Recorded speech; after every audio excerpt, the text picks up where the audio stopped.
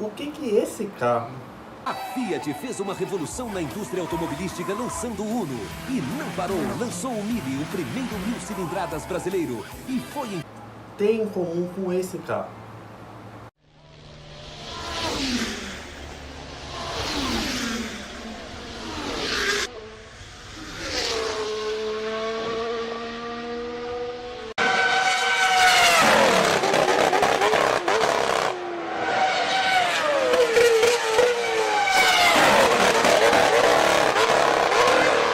A Fórmula 1 sempre foi o auge da tecnologia automobilística mundial. Isso sempre teve na essência do esporte, desde o começo. E a Fórmula 1 é um esporte extremamente caro e sempre atraiu grandes montadoras, grandes marcas como Mercedes, Ford, Honda, Toyota, Lotus, McLaren e principalmente a Ferrari e o grupo Fiat, é claro. Mas se nós analisarmos o universo da Fórmula 1, o dinheiro gasto para fabricar os carros e compararmos com o dinheiro recebido pela premiação que a FIA dá, a gente percebe que é uma conta que não fecha. Então, será que a Fórmula 1 não é um esporte lucrativo? Será que as montadoras fazem os carros e perdem dinheiro? Será que isso é verdade? Enzo Ferrari uma certa vez falou a seguinte frase: ganhe a corrida no domingo e venda carros na segunda-feira. Pensando dessa forma, as grandes montadoras usam a Fórmula 1 como uma grande vitrine de suas marcas e também como um grande laboratório para o desenvolvimento de tecnologias que vão dar pista para os nossos carros hoje. E foi assim desde sempre. O foco não é exatamente a competição pela glória, mas sim pensando no crescimento da marca, da evolução da indústria, de criar novas tecnologias, de ter um diferencial da própria marca. É por isso que quando você pensa em um carro de corrida, você pensa numa Ferrari vermelha, porque a mitologia da marca, da Fórmula 1, se tornou uma só, como um todo. O automóvel foi inventado em janeiro de 1886 por um engenheiro alemão chamado Karl Benz, que ele patenteou a Benz Patent Motorwagen, que era um carro com um motor monocilíndrico movido a gasolina. E desde então, muita coisa evoluiu. E sim, Karl Benz vem de Mercedes-Benz. Futuramente a empresa ia se tornar Mercedes. Mas essa evolução do carro de 1886 até os dias de hoje, ela ocorreu de uma forma lenta no início. Só que teve um fator que mudou em 1950.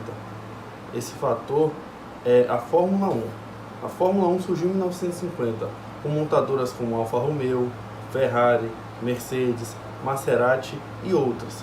A partir desse momento houve de fato uma revolução automobilística. E eu vou trazer aqui para vocês as principais inovações que a Fórmula 1 trouxe e que nós utilizamos hoje em dia nos nossos carros de rua.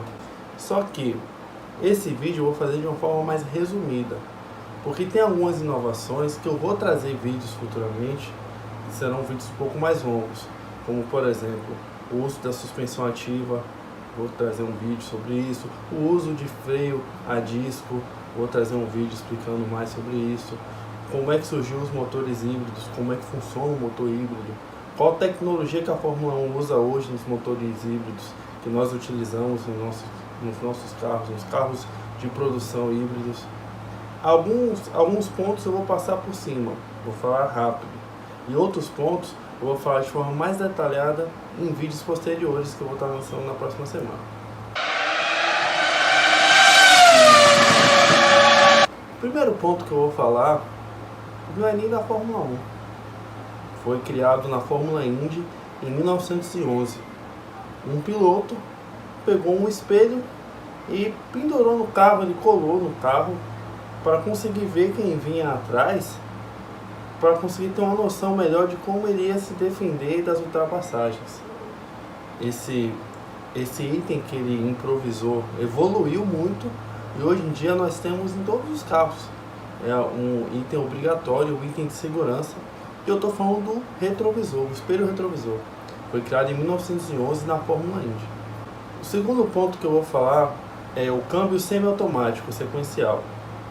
O câmbio semiautomático foi criado já existia há um tempo. É importante deixar claro que muitas coisas a Fórmula 1 não criou, não foi inventado na Fórmula 1. Eram tecnologias que já existiam há muito tempo, só que não evoluíram, eram tecnologias arcaicas.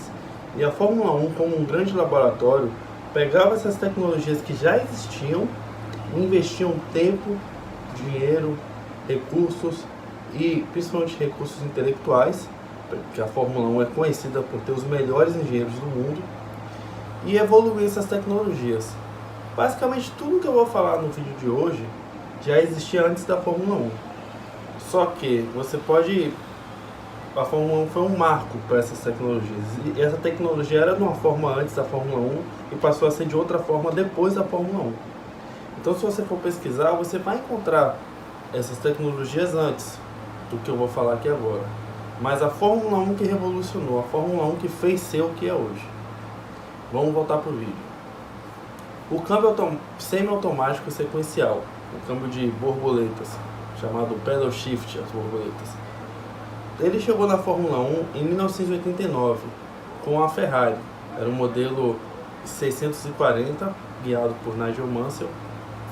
E logo de cara, ele já ganhou a primeira corrida. A primeira corrida do ano, eles ganharam com esse câmbio sequencial. E ele tinha a diferença desse câmbio sequencial é que o acionamento da embreagem era automático. E era uma embreagem dupla. Era uma embreagem para as marchas ímpares e uma embreagem para as marchas pares. No caso, a primeira marcha era uma embreagem, a segunda marcha, outra embreagem. Aí a terceira marcha era a mesma embreagem da primeira, e assim por diante. E ele tinha as borboletas, era um acionamento mecânico das borboletas, e o acionamento da embreagem era um acionamento eletrônico. E essa tecnologia, logo de início, a Ferrari ganhou a corrida, mas não ganhou o campeonato de 89 e apresentou alguns problemas. Mas eles investiram e foi uma tecnologia que se tornou viável. Inclusive as outras equipes também abraçaram essa tecnologia e hoje em dia é muito comum. A gente vê carros automáticos e semi-automáticos com o pedal shift para trocar as marchas pelo volante. E na Fórmula 1 é utilizado até hoje.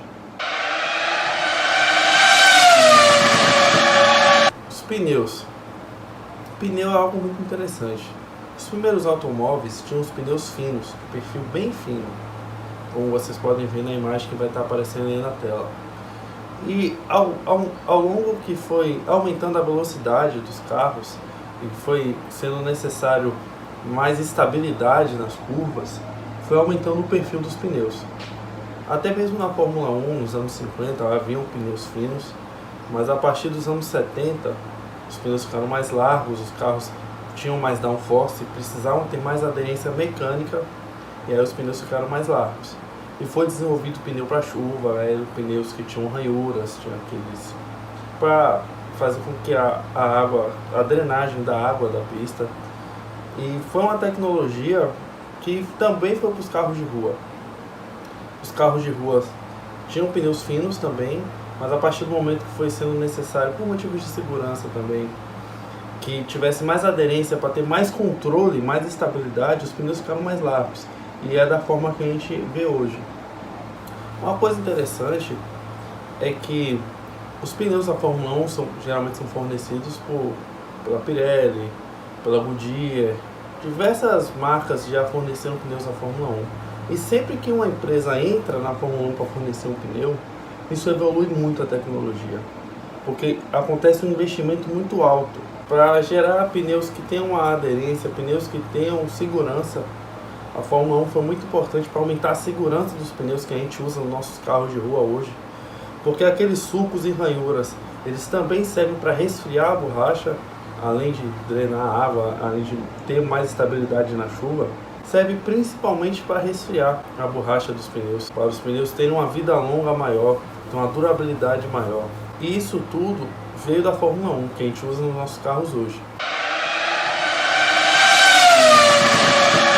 Suspensão ativa. Hoje, alguns carros têm suspensão ativa. A Mercedes lançou até um sistema para desatolar os carros. É um sistema que faz o carro pular um pouco. É muito interessante. Se eu encontrar, vou colocar o vídeo para vocês verem. E esse sistema de suspensão ativa eletronicamente assistida, algumas pessoas pensam que surgiu com a Williams de 1992, o modelo FW14B, que foi projetado por Adrian Newey, mas na verdade a suspensão ativa surgiu muito antes. Surgiu com a ideia do engenheiro chamado Colin Chapman.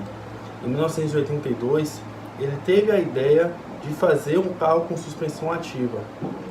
Ele era, todo mundo conhece, Colin Chapman foi um grande engenheiro da equipe Lotus, que teve várias ideias, várias inovações que ele criou para aqueles carros que a gente ainda usa hoje. E a ideia dele era fazer uma suspensão eletronicamente assistida, e ele conseguiu colocar em prática.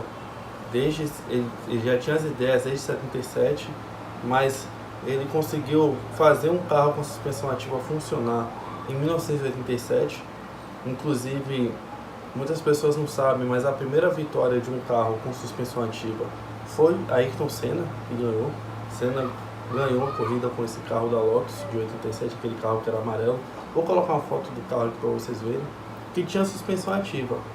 E esse sistema ele foi utilizado na Fórmula 1 até 93. Em 94 ele foi banido. E é uma coisa interessante a gente falar. A Fórmula 1, por ela servir como laboratório, muitas tecnologias avançadas que eles criaram, chegava um determinado momento que a tecnologia não tinha mais para onde ir, eles baniam do esporte para focar em outras tecnologias. Eles criaram suspensão ativa, depois que cumpriu o seu objetivo, foi banido, e aí voltou para a suspensão mecânica para pensar em outras coisas. A Fórmula 1, nos anos 70, tinha a tecnologia de carro com efeito solo, que gerava downforce por uma saia e os difusores. Depois de um tempo, também foi banida essa tecnologia, porque eram tecnologias que, depois que a Fórmula 1 desenvolvia tudo, a indústria aplicava nos carros de rua, a indústria levava para os carros de rua, para os carros de produção. E aí não tinha mais necessidade da Fórmula 1 estar lá para desenvolver essa tecnologia. Porque é muito importante a gente se lembrar, Fórmula 1 é um esporte para desenvolver tecnologias e vender carro. É um esporte gerado para o comércio, um esporte gerado focado na indústria automobilística. Então, o foco sempre foi esse, desenvolver tecnologia e aplicar nos carros de rua. Quando uma tecnologia era bem desenvolvida, aí eles passavam para outra. Em 1981, a McLaren estava passando por uma crise e ela, por pressões da patrocinadora Marlboro, eles se juntaram a uma equipe de Fórmula 2 chamada Project 4, que era liderada por Ron Dennis. E o primeiro carro, a partir dessa parceria, foi um carro revolucionário. Foi o primeiro carro da história da Fórmula 1 a utilizar um chassi de fibra de carbono. Esse carro é um carro muito conhecido, é o famoso MP4/1, que todo mundo conhece, que posteriormente o MP4/4 foi um carro super dominante com Ayrton Senna e Alain Prost. Mas em 1981, a McLaren lançou esse carro, que tinha um chassi inteiro de fibra de carbono, era a única equipe a fazer isso, era muito leve, era muito resistente, e a McLaren sempre foi pioneira no uso de fibra de carbono nos chassis. Até hoje, os carros que eles produzem, carros de produção, têm chassi de fibra de carbono, e é muito utilizado na indústria automobilística, nos carros de alta performance e nos carros de luxo, fibra de carbono, porque é leve, é resistente, é algo que é um diferencial muito grande. Você ganha muito na relação peso-potência quando você utiliza fibra de carbono na construção do chassi.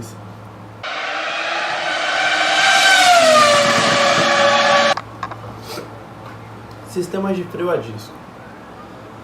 Freio a disco ele já existia desde o início dos anos de 1900 pela empresa Lanchester, mas não era muito confiável. Mas a partir dos anos 50, que houve aquela explosão de competições automobilísticas, nos Estados Unidos a Chrysler e na Europa a Jaguar começou a desenvolver freio a disco de competição com pinças fixas e já era mais eficiente e mais confiável. Só que o arrefecimento sempre foi um problema. Você resfriar esses freios sempre foi um problema, porque quando a pinça fecha, um freio de competição, ele aquece numa temperatura muito alta. O que aconteceu? Em 1976, a equipe Brabham, com o projetista Gordon Murray, eles usaram uma tecnologia de freio a discos com carbono. Usavam freios de carbono que eles suportavam uma temperatura mais alta e era mais eficiente. Mas de onde é que eles tiraram isso? Tinha um avião chamado Concorde, que era um avião que era utilizado para viajar da Europa para os Estados Unidos, era um avião supersônico, que ele utilizava essa tecnologia de freio a disco de carbono. E foi baseado nisso que a equipe Brabham desenvolveu seus freios a disco de carbono. E essa evolução do freio a disco, como daquela época até ele chegar hoje, da forma que é hoje, ele passou pela Fórmula 1. A Fórmula 1 até hoje usa freio a disco de carbono. A forma que a pinça é colocada, o material utilizado, os furos que tem no disco para resfriar, tudo isso começou desde 76 até o dia de hoje. Foi uma tecnologia desenvolvida na Fórmula 1 que veio para os nossos carros de rua hoje. Hoje todos os carros têm freio a disco, pelo menos nas rodas dianteiras. Alguns carros ainda têm freio a tambor na roda traseira. Mas já tem carros com freio a disco nas 4 rodas, carros populares com freio a disco nas 4 rodas.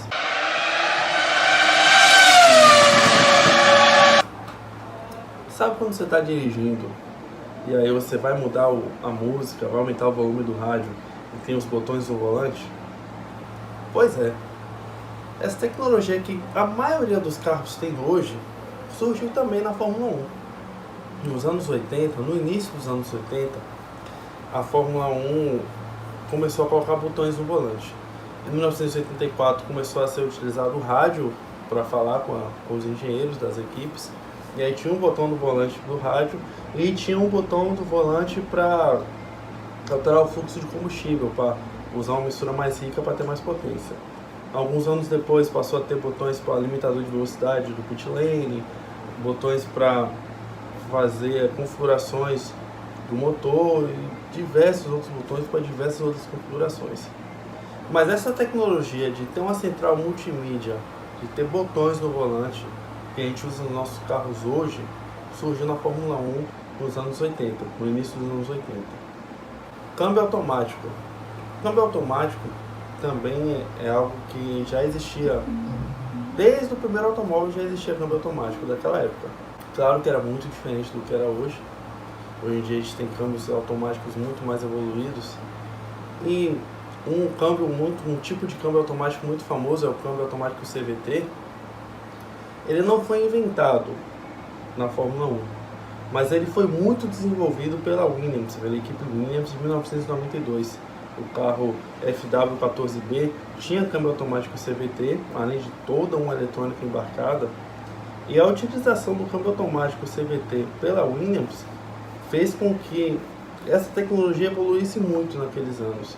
Depois a Fórmula 1 baniu o câmbio automático, voltou a ser câmbio sequencial semiautomático, igual os que a Ferrari desenvolveu em 89, e ainda continua assim até hoje. Controle de tração e freios ABS. Controle de tração e freio ABS também foi desenvolvido na Fórmula 1. É uma tecnologia que a gente tem nos nossos carros hoje. Hoje, freio ABS é obrigatório aqui no Brasil, os carros mais recentes. Então, é uma tecnologia que a gente já está acostumado, está habituado com ela. E na Fórmula 1, principalmente nos anos 90, toda essa evolução tecnológica da parte eletrônica foi nos anos 90. Nos anos 90, os carros tinham controle de tração, freio ABS, suspensão ativa, câmbio automático, controle de largada, controle de estabilidade. Tudo isso tinha naqueles carros. Essa tecnologia foi evoluída. A partir do momento que essa tecnologia foi evoluída, ela foi se tornando mais barata e passou aí para os carros de rua. Hoje em dia, a maioria dos carros tem controle de estabilidade, controle de tração, freio ABS, direção hidráulica ou elétrica, controle de tração. Então, E a partir desse momento que tratava, os carros já estavam habituados com isso, essa tecnologia foi saindo da Fórmula 1. O freio ABS, hoje em dia os carros de Fórmula 1 não tem freio ABS, e já não tem freio ABS há muito tempo já. O último carro com freio ABS foi lá para 2005, 2004. Com controle de tração também foi naquela época, 2005, 2004. Já tem muitos anos que a Fórmula 1 aboliu freio ABS, controle de tração, porque já cumpriu o seu objetivo da categoria. Vamos falar um pouco mais sobre os motores. Para suportar as altas temperaturas, os motores da Fórmula 1 utilizam materiais mais resistentes como alumínio, que hoje em dia está presente também nos carros de rua, e os turbocompressores. Eles otimizam a queima do combustível, você injeta mais oxigênio na câmara de combustão, gera uma queima mais rica, uma queima mais potente. E isso teve origem nas pistas. Um turbocompressor apareceu na primeira vez na Fórmula 1 em 1977, com o modelo da Renault, o RS01. O motor do veículo ele foi projetado com inspiração em motores de aviões militares. Desde então, se tornou uma tendência no geral. E esse motor da Renault, do modelo RS01, era um motor V6 turbo e o carro tinha uma transmissão de 6 velocidades. Desse primeiro momento que apareceu esse carro, ele não tiveram bons resultados logo de cara. Foi um carro que foi muito problemático, quebrou bastante. Mas toda a tecnologia que surgiu na Fórmula 1, no início que ela surgia, ela apresentava muitos problemas, mas a Fórmula 1 continuava evoluindo. Hoje em dia a Fórmula 1 ainda tem motores turbos, motores híbridos. E essa questão de motor turbo, existem carros de rua hoje com motores turbo. A Chevrolet tem carros aqui no Brasil que são turbo. A gente tem diversos carros no mercado que utilizam motores turbo. Não é uma tecnologia distante da gente. A próxima tecnologia que eu vou falar são os veículos híbridos. É interessante que a Toyota produz veículo híbrido desde 97, que é o Toyota Prius, é um carro muito conhecido. Mas se você for pegar o número de vendas que a Toyota teve entre 97 e 2014, e de 2014 em diante, você vai notar algo interessante. A partir de 2014, 2015 para 2016, a Toyota passou a vender muito mais veículos híbridos. Entre 2013 e 2016, a Toyota vendeu mais carros híbridos do que entre 97 e 2013. Por que será? O que será que aconteceu? A gente pode responder pensando no que aconteceu na Fórmula 1 entre 2013 e 2016. Em 2013, a Fórmula 1 tinha motores V8 aspirados, com cerca de 800 cavalos. E em 2014, a Fórmula 1 passou a ter motores híbridos, motores turbo híbridos, onde haviam 2 motores elétricos e um motor V6 turbo alimentado a combustão. E com isso, gerou uma evolução muito grande dos veículos híbridos. E uma popularidade também, aumentou muito a popularidade. Por isso que aumentou as vendas do Prius. E como é que funcionava? Como funciona, porque o motor híbrido está na Fórmula 1 até hoje. Como é que funciona esse sistema híbrido dos carros? Envolve muita engenharia de materiais, esse sistema híbrido. Tem a bateria, que ela é de íon lítio, uma vez que essas baterias precisam ser carregadas e descarregadas em taxas muito elevadas. Um carro de Fórmula 1, ele consome a bateria do carro inteira em uma volta rápida, que é na volta de classificação. Durante a corrida o piloto vai administrando, mas como tem esse carregamento e descarregamento muito rápido da bateria, foi utilizado essa bateria de íon lítio, que é o mais adequado. Ela tem que ter um sistema de refrigeração bem trabalhado, alguns usam óleo, alguns usam água. O invólucro da bateria também é otimizado, visando melhorar a performance, e aí vai buscando a redução de peso do veículo, otimizando com a resistência mecânica, o material empregado, que é a fibra de carbono, para proteger essa bateria. São usados materiais metálicos também para criar uma gaiola de Faraday Essa parte da gaiola de Faraday é muito importante, porque um motor de Fórmula 1, um motor elétrico, gera uma corrente muito alta, gera uma potência muito alta. Então tem que formar uma gaiola de Faraday até mesmo para o piloto. Quando o piloto encostar no carro, ele não sentir um choque, não sentir uma descarga elétrica. Quando o piloto vai sair do carro, ele não sofrer uma descarga elétrica. Inclusive, no carro de Fórmula 1, quando o piloto para, só com um acidente, alguma coisa assim, ele vai sair do carro, tem uma luz que fica acesa logo acima da cabeça do piloto, que se ela estiver verde, você pode encostar no carro, os fiscais podem encostar no carro, que não tem nenhum risco. Mas se ela estiver vermelha, tem que esperar, porque qual é o risco de você encostar no carro e sofrer uma descarga elétrica. Por isso que é importante usar os materiais para criar essa gaiola de Faraday, para evitar essas interferências eletromagnéticas, até mesmo com os outros sistemas eletrônicos embarcados no carro. Mas além da bateria, como é que funciona? Como é que são os motores elétricos? Tem um motor elétrico chamado MGU-H e o MGU-K. O MGU-H, ele é um motor de recuperação de energia por calor. O H é de heat, calor. Então, os gases quentes da turbina, ele, em vez dele ir para a atmosfera direto, ele vai para o MGU-H e transforma essa energia térmica em energia elétrica. E também recarrega a bateria. E o MGU-K, ele que entrega a potência elétrica para o motor. O MGU-K ele funciona de duas formas. Ele pega a energia da bateria e joga diretamente no virabrequim para entregar essa energia, essa potência elétrica no virabrequim do motor. E ele funciona também no eixo do motor, no eixo traseiro, nas rodas traseiras. Quando você freia, você tira o pé do acelerador e pisa no freio, essa inércia que as rodas traseiras fazem gira um eixo que gera uma corrente elétrica que vai para a bateria. Toda a corrente elétrica gerada é para recarregar a bateria, e a bateria despeja energia no MGU-K, que despeja energia no motor. E funciona dessa forma. E os carros híbridos de rua funcionam da maneira muito parecida, só que só utiliza o MGU-K, que pega a energia cinética das rodas traseiras e recarrega a bateria e bota no MGU-K, o MGU-K gerar energia para o motor elétrico. Geralmente a energia do motor elétrico é na roda dianteira, o torque do motor elétrico é na roda dianteira e o torque do motor a combustão vai para a roda traseira e equilibra essa potência. E é uma tecnologia que a Fórmula 1 evoluiu muito para trazer para os carros de rua hoje e funciona de uma forma muito parecida. A Mercedes inclusive lançou um carro alguns anos atrás utilizando o motor da Fórmula 1, a mesma tecnologia eles colocaram no carro híbrido, obviamente com menos potência, deixando o custo mais acessível entre aspas, né, é claro. E fez com que otimizasse isso, fez com que se tornasse mais acessível essa tecnologia. Então galera, a gente vai ficando por aqui. A gente falou de algumas tecnologias que a Fórmula 1 trouxe para os carros de rua. A gente não falou de todas, a gente falou de uma forma bem resumida, bem curta.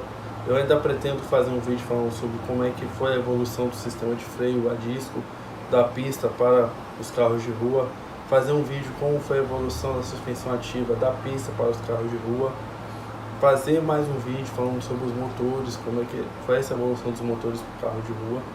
Mas para o vídeo não ficar muito longo, senão seria um vídeo de mais de 1 hora eu aqui falando, eu vou ficar por aqui. Se você gostou, deixe seu gostei, compartilhe o vídeo, deixe um comentário, deixe uma sugestão, alguma dúvida, se você tiver alguma dúvida. E até a próxima. Valeu!